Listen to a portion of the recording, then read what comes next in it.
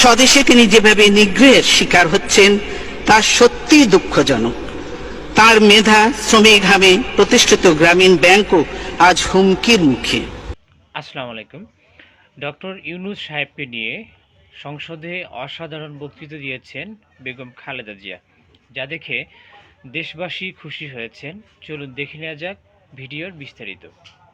শান্তিতে নোবেল বিজয়ী বাংলাদেশের সন্তান ডক্টর মোহাম্মদ ইউনূস সম্প্রতি যুক্তরাষ্ট্রের সর্বোচ্চ রাষ্ট্রীয় সম্মাননা ইউএস কংগ্রেশনাল অ্যাওয়ার্ড এ ভূষিত হয়েছেন। এই জন্য জাতি হিসেবে আমরা গর্বিত। ডক্টর ইউনূসকেও জানাই আন্তরিক অভিনন্দন। খালেদা জিয়া ডক্টর ইউনূস সাহেবকে অভ্যর্থনা জানিয়েছেন। সেই সাথে তিনি প্রতিবাদ জানিয়েছেন স্বদেশে ডক্টর ইউনূস সাহেব যেভাবে নিগৃহীত নিষ্পেষিত হচ্ছেন, তার প্রতি যে অবিচার করা হচ্ছে তার বিষয়ে বেগম খালেদা জিয়া প্রতিবাদ জানিয়েছেন। সরকার নিয়োজিত কমিশন নোবেল বিজয়ী প্রতিষ্ঠান গ্রামীণ ব্যাংককে ভেঙে 19 টুকরো করার সুপারিশ করেছে। আমরা এতে স্তম্ভিত। এ ধরনের সিদ্ধান্ত গ্রামীণ ব্যাংককে ধ্বংস করে ফেলবে। ক্ষুদ্র ঋণের মাধ্যমে নারীর ক্ষমতায়নে এই ব্যাংক গুরুত্বপূর্ণ ভূমিকা পালন করে চলেছে। সেই প্রতিষ্ঠান ধ্বংসের উদ্দেশ্যে প্রতিশোধমূলক চক্রান্ত বন্ধের জন্য আমি সরকারের প্রতি আহ্বান জানাচ্ছি। আমরা এর তীব্র বিরোধিতা করছি। দেশের মানুষ এ ধরনের হীন কার্যকলাপ মেনে নেবে না।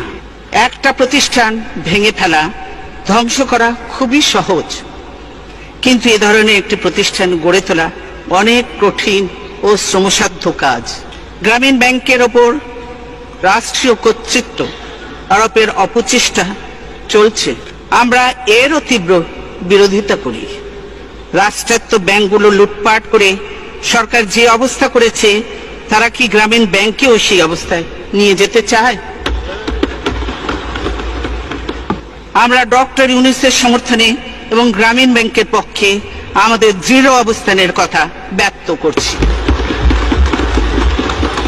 জাতির জন্য যারা সম্মান বয়ে আনেন, সেই কৃতি সন্তানেরা যেন দেশেও মর্যাদা পান, তা আমাদের নিশ্চিত করতে হবে। না হলে দেশ মেধাশূন্য হয়ে পড়বে।